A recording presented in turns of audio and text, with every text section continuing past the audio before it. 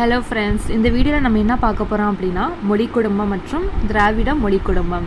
தேவிரா புக்கில் இருக்கிற extra content பற்றி இந்த வீடியோவில் நம்ம பார்க்கலாம்.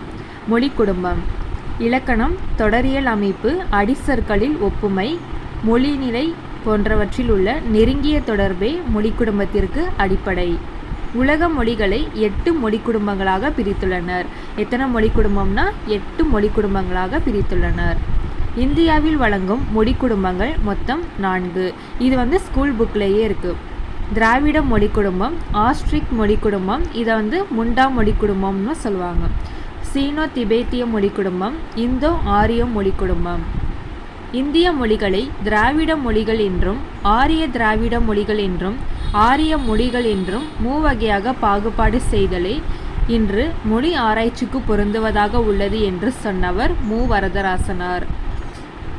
இந்த மு. வரதராசனார் என்ன சொல்லியிருக்காங்க அப்படின்னா, இந்திய மொழிகளை திராவிட மொழிகள் என்றும் ஆரிய திராவிட மொழிகள் என்றும் ஆரிய மொழிகள் என்றும் மூவகையாக பாகுபாடு செய்தலே இன்று மொழி ஆராய்ச்சிக்கு பொருந்துவதாக உள்ளது என்று சொன்னவர் மு. வரதராசனார். நெக்ஸ்ட்டு, திராவிட மொழி குடும்பம். ஒரு காலத்தில் இந்தியா முழுவதும் பேசப்பட்ட மொழி பழந்திராவிடம் ஆகும். இந்தியாவில் உள்ள மொழி குடும்பங்களில் மிக தொன்மை வாய்ந்தது திராவிட மொழி குடும்பம் ஆகும்.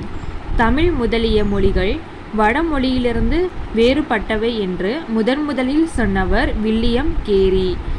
இந்த பாயிண்ட் நோட் பண்ணிக்கோங்க. தமிழ் முதலிய மொழிகள் வடமொழியிலிருந்து வேறுபட்டவை என்று முதலில் சொன்னவர் வில்லியம் கேரி. தமிழ், தெலுங்கு, மலையாளம், கன்னடம் ஆகிய 4 மொழிகளும் ஒரு தனி குடும்பத்தை சேர்ந்தவை என்று முதலில் கூறியவர் எல்லீஸ். எல்லீஸ் என்ன சொல்கிறாங்கன்னா, தமிழ், தெலுங்கு, மலையாளம், கன்னடம் ஆகிய 4 மொழிகளும் ஒரு தனி குடும்பத்தை சேர்ந்தவை என்று முதலில் கூறியவர் எல்லீஸ். திராவிடம் என்ற சொல்லை இடைக்காலத்தில் பயன்படுத்தியவர் குமரிலப்பட்டர். திராவிடர் என்ற சொல்லை இடைக்காலத்தில் பயன்படுத்தியவர் குமரிலப்பட்டர். திராவிட மொழிகளின் ஒப்பியல் ஆய்வின் தந்தை கால்டுவெல். இந்த பாயிண்ட் நோட் பண்ணிக்கோங்க. திராவிட மொழிகளின் ஒப்பியல் ஆய்வின் தந்தை கால்டுவெல். இதே மாதிரி கால்டுவெல் எழுதிய நூல் திராவிட மொழிகளின் ஒப்பிலக்கணம். இது எப்படி கேட்பாங்கன்னா, திராவிட மொழிகளின் ஒப்பிலக்கணம் என்ற நூலை எழுதியவர் யார் அப்படின்னு கேட்டாங்கன்னா கால்டுவெல். கால்டுவெல் இந்நூலை ஆங்கிலத்தில் எழுதினார். இந்நூலை தமிழில் மொழிபெயர்த்தவர்கள் க. கோவிந்தன், க. ரத்னம். கால்டுவெல் இந்த திராவிட மொழிகளின் ஒப்பிலக்கணம் அப்படிங்கிற ஒரு நூலை ஆங்கிலத்தில் எழுதியிருக்காங்க. அதை தமிழில் மொழிபெயர்த்தவங்க க. கோவிந்தன், க. ரத்னம். தமிழ் முதலான மொழிகளுக்கு திராவிட மொழி குடும்பம் என்று முதலில் பெயர் சூட்டியவர் கால்டுவெல்.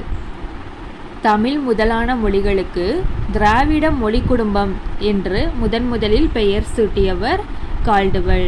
திராவிட மொழிகளின் ஒப்பியல் ஆய்வின் தந்தையும் கால்டுவெல். திராவிடம் என்ற சொல்லில் இருந்துதான் தமிழ் என்ற சொல் தோன்றியது என்ற கருத்துடையவர் கால்டுவெல். திராவிடம் என்ற சொல்லில் இருந்துதான் தமிழ் என்ற சொல் தோன்றியது என்ற கருத்துடையவர் கால்டுவெல். திராவிடம், திரமிடம், திரமிழம், திரமினோ, தமினோ, தமிழ். திராவிடங்கிற சொல் எப்படி தமிழாக மாறுது அப்படின்னா, திராவிடம், திரமிடம், திரமிழம், திரமினோ, தமினோ, தமிழ். தமிழ் என்ற சொல்லில் இருந்துதான் திராவிடம் என்ற சொல் தோன்றியது என்ற கருத்துடையவர்கள் சட்டர்ஜி, வி.ஆர்.ஆர். தீட்சதர் போன்றோர். தமிழ் என்ற சொல்லில் இருந்துதான் திராவிடம் என்ற சொல் தோன்றியது என்ற கருத்துடையவர்கள் சட்டர்ஜி, வி.ஆர்.ஆர். தீட்சதர் போன்றோர். கால்டுவெல் திராவிட மொழிகளை திருந்திய திராவிட மொழிகள், திருந்தாத திராவிட மொழிகள் என 2ஆக பிரித்தார். கால்டுவெல் திராவிட மொழிகளை திருந்திய திராவிட மொழிகள், திருந்தாத திராவிட மொழிகள் என 2ஆக பிரித்தார். இதில் கொஸ்டின் எப்படி கேட்பாங்கன்னா, திராவிட மொழிகளை திருந்திய திராவிட மொழிகள், திருந்தாத திராவிட மொழிகள் என 2ஆக பிரித்தவர் யார் அப்படின்னா கால்டுவெல். திருந்திய திராவிட மொழிகள் மொத்தம் 6. தமிழ், மலையாளம், தெலுங்கு, கன்னடம், துளு, குடகு. திராவிட மொழிகள் மத்திய ஆசியாவில் வழங்கும் சித்திய மொழியுடன் தொடர்புடையதாக இருக்கிறது என்று காட்டியவர் கால்டுவெல். எழுத்து வடிவமும் இலக்கிய வளமும் இல்லாமல் பேச்சு வழக்கில் மட்டுமே உள்ள திருந்திய திராவிட மொழிகள் துளுவும் குடகும் ஆகும். பேச்சு வழக்கில் மட்டும் இருக்கிற திருந்திய திராவிட மொழி எதுனா துளுவும் குடகும். துளு மொழி இன்று கன்னட எழுத்தால் எழுதப்படுகிறது. எந்த மொழி கன்னட எழுத்தால் எழுதப்படுகிறதுனா துளு மொழி. தேப்பம் மீனாட்சி சுந்தரனார் என்ன சொல்கிறாங்கன்னா, கால்டுவெல்லின் நூல் பெரும்பாலும் தென் திராவிட மொழிகளை பற்றியதாக இருப்பதால் அதனை திராவிட மொழிகளின் ஒப்பிலக்கணம் என்றும் பொதுநிலையால் சுட்டுவதை விட தென் திராவிட மொழிகளின் ஒப்பிலக்கணம் என்று அழைப்பதே பொருத்தம் என்று கூறியவர் தேப்பம் மீனாட்சி சுந்தரனார். தற்போது 25க்கும் மேற்பட்ட மொழிகள் திராவிட மொழி குடும்பத்தை சார்ந்தவை என கண்டறியப்பட்டுள்ளன. திராவிட மொழிகளை பேசும் மக்களின் எண்ணிக்கையை அடிப்படையாக கொண்டு பெருமொழிகள் என்றும் சிறுமொழிகள் என்றும் பிரிப்பர். தமிழ், தெலுங்கு, கன்னடம், மலையாளம் ஆகியன பெருமொழிகள், மற்றவை சிறுமொழிகள். மொழியின் இலக்கண இலக்கிய சிறப்பை அடிப்படையாக கொண்டு திருந்திய திராவிட மொழிகள், திருந்தாத திராவிட மொழிகள் என்றும் பிரிப்பர். இவற்றை செப்பமுள்ள திராவிட மொழிகள் என்றும் செப்பமற்ற திராவிட மொழிகள் என்றும் அழைப்பர். மொழி வழங்கும் நிலத்தை அடிப்படையாக கொண்டு தென் திராவிட மொழிகள், நடு திராவிட மொழிகள், வட திராவிட மொழிகள் என்று பிரிப்பர். இந்த கண்டென்ட் ஸ்கூல் புக்லேயே இருக்குது. தென் திராவிட மொழிகள் 8: தமிழ், மலையாளம், குடகு, கோடா, தோடா, படகா, கன்னடம், துளு. நடு திராவிட மொழிகள் 11: தெலுங்கு, கோண்டி, கோண்டா, குயி, குவி, பெங்கோ, மண்டா, கோலமி, நாயக்கி, பர்ஜி, கடப்பா.